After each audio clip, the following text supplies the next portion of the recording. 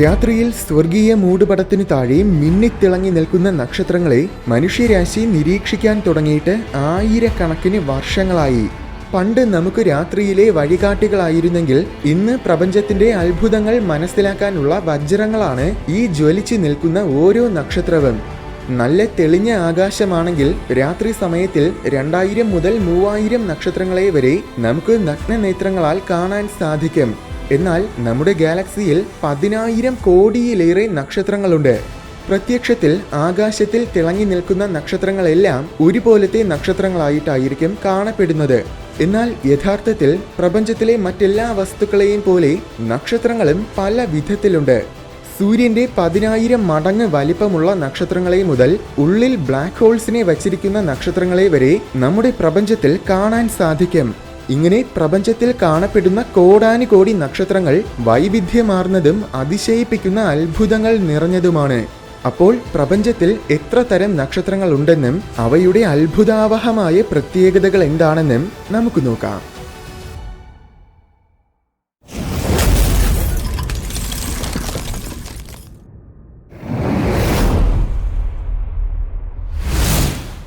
നക്ഷത്രങ്ങളെ പ്രധാനമായും അവയുടെ താപനിലയുടെ അടിസ്ഥാനത്തിലാണ് തരം തിരിച്ചിരിക്കുന്നത്. O മുതൽ M വരെ 7 ക്ലാസുകളായി തരം തിരിച്ചിട്ടുണ്ട്. O ക്ലാസ്സിലുള്ളവയാണ് ഏറ്റവും താപനില കൂടിയ നക്ഷത്രങ്ങൾ. M-ലുള്ളവ താപനില ഏറ്റവും കുറഞ്ഞതുമാണ്. ഇതിലോരോ ക്ലാസ്സിനെയും 1 മുതൽ 10 വരെ വീണ്ടും ഉപതരങ്ങളായിട്ട് വേർതിരിച്ചിട്ടുണ്ട്. 1-ലുള്ളവ ഏറ്റവും താപനില കൂടിയതും 10-ലുള്ളവ ഏറ്റവും താപനില കുറഞ്ഞതും. ഇതിൽ ഓരോ ക്ലാസ്സിലുമുള്ള നക്ഷത്രങ്ങൾക്കും ഓരോ നിറങ്ങളായിരിക്കും. അതിന്റെ കാരണം താപനില കൂടിയ നക്ഷത്രങ്ങളിൽ നിന്നും ഊർജം കൂടിയ പ്രകാശമാണ് വമിക്കുന്നത്. അതായത് നീലയോട് ചേർന്ന വേവ് ലെങ്തിലുള്ള പ്രകാശം. അതുകൊണ്ടാണ് O ക്ലാസ്സിലുള്ള നക്ഷത്രങ്ങളൊക്കെ നീല നിറത്തിൽ കാണപ്പെടുന്നത്. നേരെ തിരിച്ച് താപനില കുറഞ്ഞ നക്ഷത്രങ്ങളിൽ നിന്നുമാണെങ്കിൽ ഊർജം കുറഞ്ഞ, അതായത് ചുവപ്പിനോട് ചേർന്ന വേവ് ലെങ്തിലുള്ള പ്രകാശമാണ് വമിക്കുന്നത്. അതുകൊണ്ടാണ് മറ്റേ അറ്റത്തിലുള്ള നക്ഷത്രങ്ങളൊക്കെ ചുവപ്പ് നിറത്തിൽ കാണപ്പെടുന്നത്. ആദ്യം മെയിൻ സീക്വൻസ് നക്ഷത്രങ്ങളിൽ നിന്നും തന്നെ തുടങ്ങാം.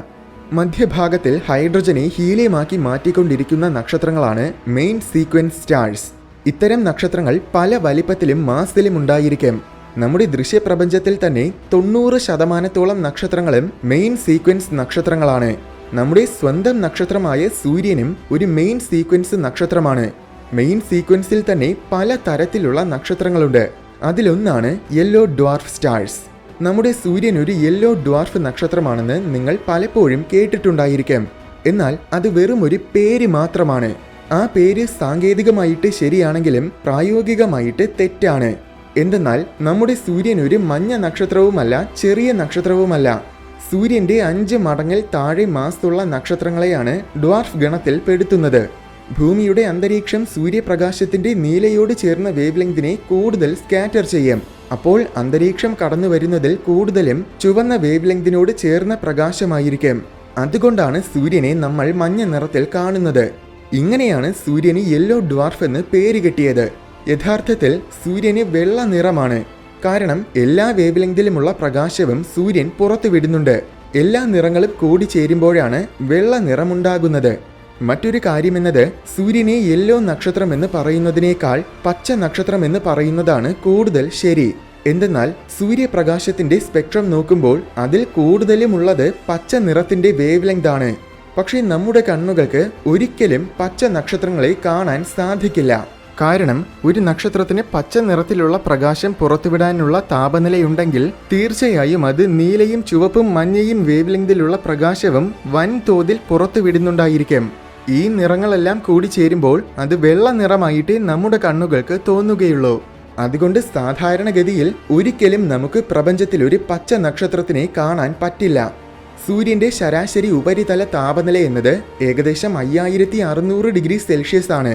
4900 ഡിഗ്രി സെൽഷ്യസ് മുതൽ 5700 ഡിഗ്രി സെൽഷ്യസ് വരെയുള്ള നക്ഷത്രങ്ങൾ G ക്ലാസ്സിലാണ് വരുന്നത്. ഈ ക്ലാസ്സിൽ രണ്ടാമത്തെ ഉപതരത്തിലാണ് സൂര്യൻ. അപ്പോൾ സൂര്യൻ ഒരു G2V നക്ഷത്രമാണ്. ഇതൊരു മെയിൻ സീക്വൻസിലുള്ള നക്ഷത്രമാണെന്നാണ് അവസാനത്തെ V സൂചിപ്പിക്കുന്നത്. ഇന്ന് ജ്യോതിശാസ്ത്രജ്ഞർ കൂടുതലും സൂര്യനെ യെല്ലോ ഡ്വാർഫ് എന്ന് പറയുന്നതിന് പകരം G2V നക്ഷത്രമെന്നാണ് വിളിക്കുന്നത്. നമ്മുടെ ദൃശ്യപ്രപഞ്ചത്തിൽ ഇത്തരം നക്ഷത്രങ്ങൾ താരതമ്യേന വളരെ കുറവാണ്. മുഴുവൻ നക്ഷത്രങ്ങളിൽ വെറും 7.5% മാത്രമാണ് ജി ടൈപ്പ് അഥവാ യെല്ലോ ഡ്വാർഫ് നക്ഷത്രങ്ങൾ. എങ്കിലും പ്രപഞ്ചത്തിൽ ഏറ്റവും കൂടുതലുള്ള നക്ഷത്ര തരത്തിൽ 3-ാം സ്ഥാനത്തിലാണ് യെല്ലോ ഡ്വാർഫുകൾ. 1000 കോടി വർഷങ്ങളാണ് ഒരു ശരാശരി ജി ടൈപ്പ് നക്ഷത്രത്തിന്റെ ആയുസ്.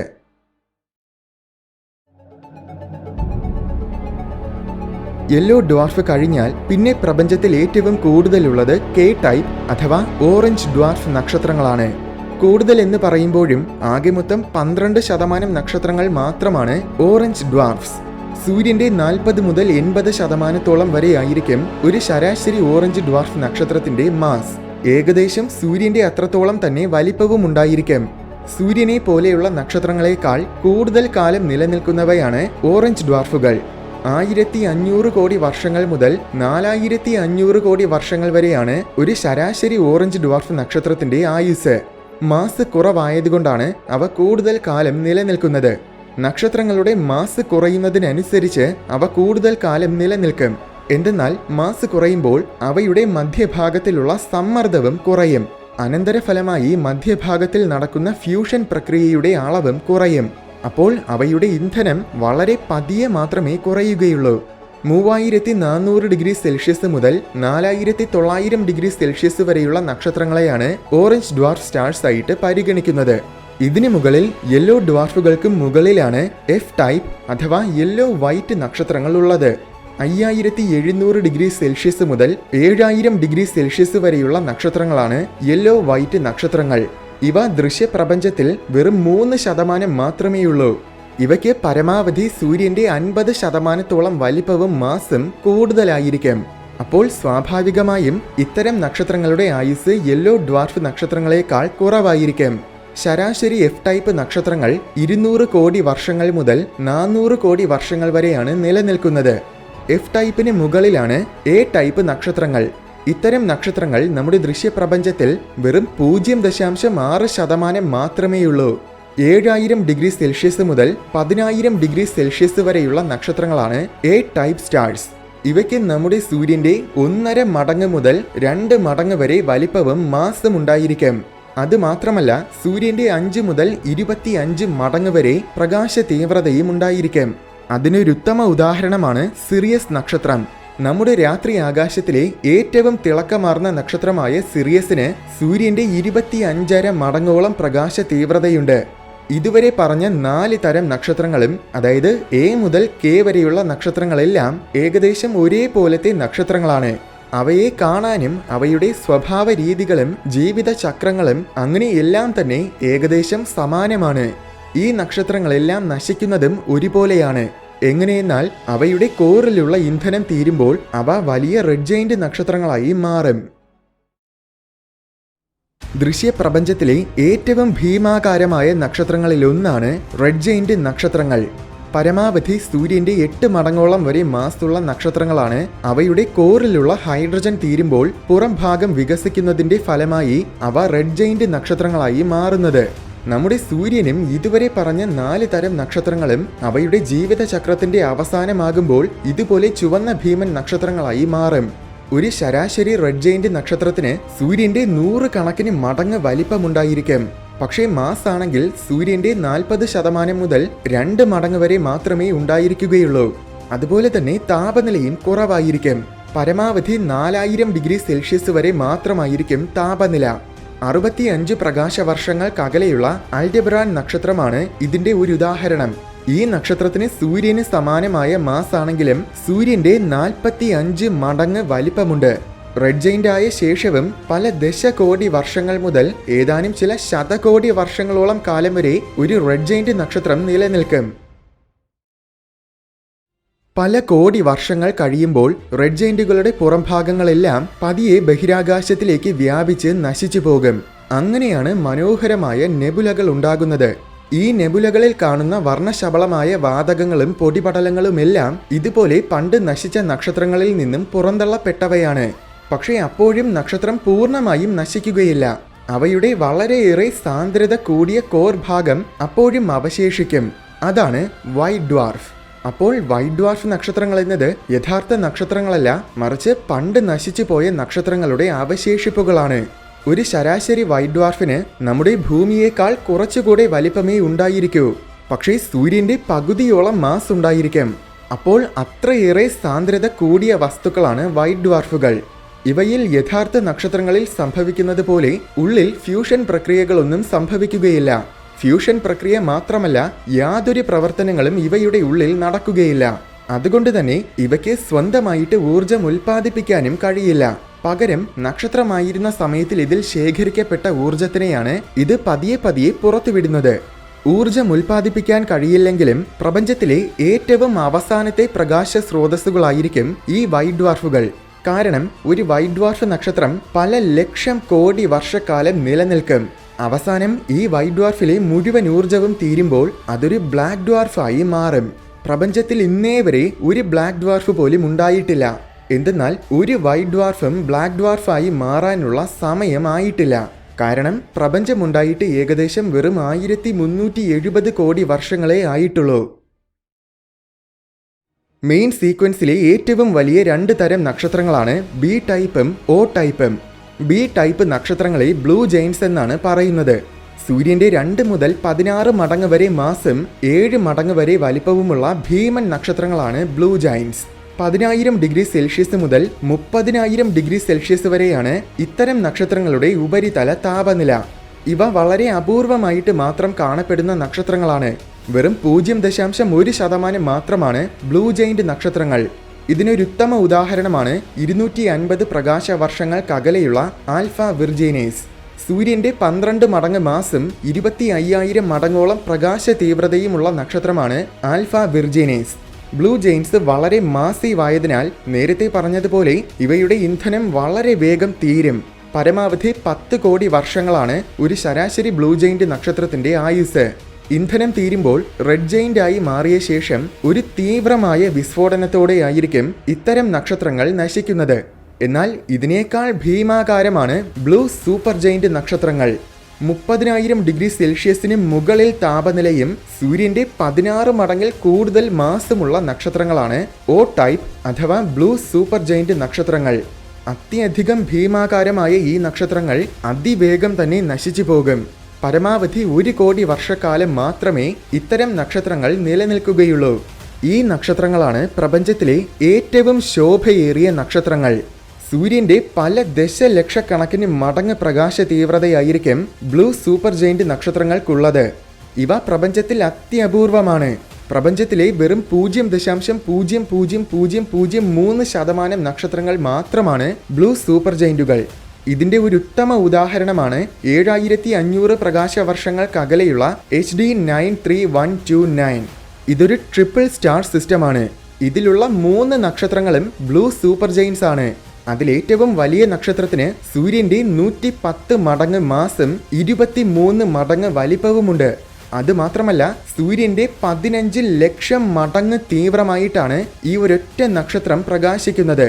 ഇത്തരം ബ്ലൂ സൂപ്പർ ജെയിന്റ് നക്ഷത്രങ്ങളും റെഡ് ജെയിന്റ് ആയ ശേഷം പൊട്ടിത്തെറിയിലൂടെയാണ് നശിക്കുന്നത്. എന്നാൽ അത്യധികം മാസീവായ, അതായത് സൂര്യന്റെ 100 മടങ്ങോളം ഒക്കെ മാസുള്ള ബ്ലൂ സൂപ്പർ ജെയിന്റുകൾ റെഡ് ജെയിന്റ് ആകുന്നതിന് മുൻപ് തന്നെ പൊട്ടിത്തെറിക്കും. അതുപോലെ ഇതിനു മുന്നേ പറഞ്ഞ ബ്ലൂ ജെയിന്റുകൾ, അതായത് ബി ടൈപ്പ് നക്ഷത്രങ്ങൾ ചിലപ്പോൾ ബ്ലൂ സൂപ്പർ ജെയിന്റ് ആയ ശേഷമായിരിക്കും റെഡ് ജെയിന്റ് നക്ഷത്രമാകുന്നത്. നേരത്തെ പറഞ്ഞ ചെറിയ നക്ഷത്രങ്ങളെ പോലെ തന്നെ ഒ ടൈപ്പ് നക്ഷത്രങ്ങളും ബി ടൈപ്പ് നക്ഷത്രങ്ങളും നശിക്കുന്ന സമയത്തിൽ അവയും റെഡ് ജെയിന്റ് നക്ഷത്രങ്ങളായി മാറും. പക്ഷേ ഇവയെ സാധാരണ റെഡ് ജെയിന്റുകളായിട്ടല്ല, മറിച്ച് റെഡ് സൂപ്പർ ജെയിൻസ് ആയിട്ടാണ് പരിഗണിക്കുന്നത്. എന്തെന്നാൽ സാധാരണ റെഡ് ജെയിന്റുകൾക്ക് സൂര്യന്റെ 100 കണക്കിന് മടങ്ങ് വലിപ്പമാണെങ്കിൽ റെഡ് സൂപ്പർ ജെയിന്റുകൾക്ക് സൂര്യന്റെ 1000 കണക്കിന് മടങ്ങ് വലിപ്പമുണ്ടായിരിക്കും. ഇവയാണ് പ്രപഞ്ചത്തിൽ നമ്മൾ കണ്ടിട്ടുള്ള ഏറ്റവും വലിയ നക്ഷത്രങ്ങൾ. ഇവയുടെ ബൃഹത്തായ വലിപ്പത്തിന് മുന്നിൽ നമ്മുടെ സൂര്യനൊക്കെ ഒന്നുമല്ല എന്ന് തോന്നിപ്പോകും. അതിനൊരുത്തമ ഉദാഹരണമാണ് ഏകദേശം 19,000 പ്രകാശ വർഷങ്ങൾക്കകലെയുള്ള സ്റ്റീഫൻസൺ 2-18. ഈ ഭീമാകാരമായ നക്ഷത്രത്തിന് നമ്മുടെ സൂര്യന്റെ 50 മടങ്ങോളമാണ് മാസെങ്കിലും സൂര്യന്റെ 2150 മടങ്ങിലേറെ വലിപ്പമുണ്ട്. ഇതിനെ എടുത്ത് നമ്മുടെ സോളാർ സിസ്റ്റത്തിൽ വെച്ചാൽ അതിന് സാറ്റേണിന്റെ ഓർബിറ്റിനേക്കാൾ വ്യാസമുണ്ടായിരിക്കും. ഇത് ശരിക്കും ഒരു മോൺസ്റ്റർ നക്ഷത്രം തന്നെ. ഇത് തന്നെയാണ് നമ്മൾ ദൃശ്യപ്രപഞ്ചത്തിൽ കണ്ടിട്ടുള്ളതിൽ വെച്ച് ഏറ്റവും വലിയ നക്ഷത്രവും. ഇത്രയും വലിപ്പമൊക്കെ ഉണ്ടെങ്കിലും ഇവയ്ക്ക് റെഡ് ജെയിന്റുകളേക്കാൾ താപനില കുറവായിരിക്കും. സ്റ്റീഫൻസൺ 2-18 നോക്കിയാൽ പോലും അതിന്റെ താപനില എന്നത് വെറും 2900 ഡിഗ്രി സെൽഷ്യസ് ആണ്. നേരത്തെ പറഞ്ഞതുപോലെ മാസ് കൂടിയ നക്ഷത്രങ്ങൾ കൂടുതൽ വേഗത്തിൽ നശിക്കും.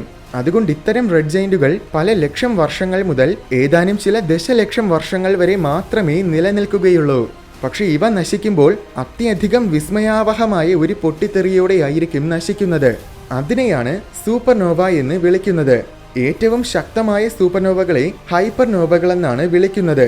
പ്രപഞ്ചത്തിൽ നമ്മൾ കണ്ടിട്ടുള്ള ഏറ്റവും ശക്തമായ വിസ്ഫോടനങ്ങളാണ് ഇത്തരം ഹൈപ്പർനോവകൾ. ഇതുപോലെയുള്ള റെഡ് സൂപ്പർ ജെയിൻസ് നശിക്കുമ്പോഴാണ് പ്രപഞ്ചത്തിലെ ഏറ്റവും തീവ്രമായ നക്ഷത്രങ്ങൾ ഉണ്ടാകുന്നത്.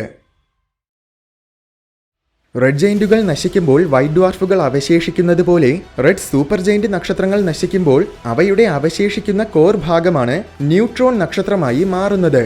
ഇത്തരം ന്യൂട്രോൺ നക്ഷത്രങ്ങൾക്ക് സൂര്യന്റെ 25 മടങ്ങോളം വരെ മാസ് ഉണ്ടെങ്കിലും അവയ്ക്കൊരു വലിയ ഉൽക്കയുടെ അത്ര വലിപ്പം മാത്രമേ ഉണ്ടായിരിക്കൂ. അതുകൊണ്ട് ബ്ലാക്ക് ഹോൾസ് കഴിഞ്ഞാൽ പിന്നെ പ്രപഞ്ചത്തിലെ ഏറ്റവും സാന്ദ്രത കൂടിയ വസ്തുക്കൾ ഈ ന്യൂട്രോൺ സ്റ്റാർസ് ആണ്. നേരത്തെ നക്ഷത്രമായിരുന്ന സമയത്തിൽ അതിനുണ്ടായിരുന്ന പ്രത്യേകതകൾക്കനുസരിച്ച് ഈ ന്യൂട്രോൺ നക്ഷത്രത്തിന്റെ സ്വഭാവ സവിശേഷതകളും മാറും. ചില ന്യൂട്രോൺ സ്റ്റാർസിന്റെ ധ്രുവങ്ങളിൽ നിന്നും അതിതീവ്രമായ ഊർജം വമിക്കുന്നുണ്ടായിരിക്കും. അവയാണ് പൾസാർ നക്ഷത്രങ്ങൾ. ഒരു സെക്കൻഡിൽ 100 കണക്കിന് തവണയായിരിക്കും ഒരു ശരാശരി പൾസാർ നക്ഷത്രം കറങ്ങുന്നത്. ചില ന്യൂട്രോൺ സ്റ്റാർസിന് അതിഗംഭീരമായ മാഗ്നറ്റിക് ഫീൽഡ് ഉണ്ടായിരിക്കും. അവയാണ് മാഗ്നറ്റാർ നക്ഷത്രങ്ങൾ. ചില ഭയാനകമായ ന്യൂട്രോൺ നക്ഷത്രങ്ങൾ ഒരേ സമയം തന്നെ പൾസാറുമായിരിക്കും മാഗ്നറ്റാറുമായിരിക്കും. എന്നാൽ ചില റെഡ് സൂപ്പർ ജയന്റുകൾ നശിക്കുമ്പോൾ അവയുടെ മാരകമായ മാസ് കാരണം ന്യൂട്രോൺ നക്ഷത്രത്തിനേക്കാൾ ഭയാനകമായ മറ്റൊരു വസ്തുവായിരിക്കും അവശേഷിക്കുന്നത്. അതാണ് ബ്ലാക്ക് ഹോൾസ്. ഇതിനേക്കാൾ തീവ്രമായ ഒരു വസ്തുവിനെ ഇതുവരെ നമ്മുടെ പ്രപഞ്ചത്തിൽ നമ്മൾ കണ്ടിട്ടില്ല. മെയിൻ സീക്വൻസ് നക്ഷത്രങ്ങളിലെ അവസാനത്തെ നക്ഷത്രമാണ് റെഡ് ഡ്വാർഫ് നക്ഷത്രങ്ങൾ. എം ക്ലാസ്സിലാണ് ഇവ ഉൾപ്പെടുന്നത്. 2100 ഡിഗ്രി സെൽഷ്യസ് മുതൽ 3400 ഡിഗ്രി സെൽഷ്യസ് വരെയാണ് റെഡ് ഡ്വാർഫുകളുടെ താപനില. ഇതാണ് പ്രപഞ്ചത്തിൽ ഏറ്റവും കൂടുതൽ കാണപ്പെടുന്ന നക്ഷത്രങ്ങൾ. ഏറ്റവും കൂടുതൽ എന്ന് വെച്ചാൽ 70 മുതൽ 80% നക്ഷത്രങ്ങളും റെഡ് ഡ്വാർഫുകളാണ്. പ്രപഞ്ചത്തിലെ ഏറ്റവും ചെറിയ നക്ഷത്രങ്ങളാണ് റെഡ് ഡ്വാർഫുകൾ. ഒരു ശരാശരി റെഡ് ഡ്വാർഫ് നക്ഷത്രത്തിന് സൂര്യന്റെ 30% വലിപ്പം പോലും ഉണ്ടായിരിക്കില്ല. അതിനൊരുത്തമ ഉദാഹരണമാണ് സൂര്യന്റെ ഏറ്റവും സമീപത്തുള്ള നക്ഷത്രമായ പ്രോക്സിമ സെന്റൗറി. ഇതിന് നമ്മുടെ സൂര്യന്റെ 14% വലിപ്പവും 12.5% മാസും മാത്രമേയുള്ളൂ. ഇതുവരെ കണ്ടുപിടിച്ചിട്ടുള്ള ഏറ്റവും ചെറിയ നക്ഷത്രം ഏകദേശം 3200 പ്രകാശ വർഷങ്ങൾക്കകലെയുള്ള ഓഗിൾ TR-122b എന്ന റെഡ് ഡ്വാർഫ് നക്ഷത്രമാണ്. ഇതിന് സൂര്യന്റെ 9% മാസും ജൂപ്പിറ്ററിനേക്കാൾ കുറച്ചുകൂടെ വലിപ്പവും മാത്രമേയുള്ളൂ. മാസ് കുറവായതുകൊണ്ട് തന്നെ വളരെ വളരെ വളരെ പതിയെ മാത്രമേ ഇവ നശിക്കുകയുള്ളൂ. ഏറ്റവും മാസ് കൂടിയ റെഡ് ഡ്വാർഫ് പോലും ആയിരക്കണക്കിന് കോടി വർഷക്കാലം കഴിഞ്ഞാണ് നശിക്കുന്നത്. ഏറ്റവും മാസ് കുറഞ്ഞവയാണെങ്കിൽ 1 ദശലക്ഷം കോടി വർഷക്കാലം വരെ നിലനിൽക്കും. അപ്പോൾ ഇവയായിരിക്കും പ്രപഞ്ചത്തിലെ ഏറ്റവും അവസാനത്തെ നക്ഷത്രങ്ങൾ. റെഡ് ഡ്വാർഫ് നക്ഷത്രങ്ങൾ നശിക്കുമ്പോൾ അവ റെഡ് ജെയിന്റുകളായി മാറില്ല. പകരം അവ നേരെ വൈറ്റ് ഡ്വാർഫുകളായി മാറുകയാണ് ചെയ്യുന്നത്.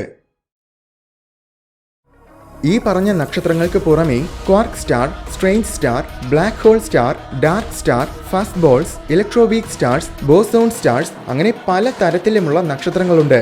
പക്ഷേ അവയെല്ലാം തന്നെ ഹൈപ്പോതെറ്റിക്കൽ അഥവാ സൈദ്ധാന്തികപരമായ നക്ഷത്രങ്ങളാണ്.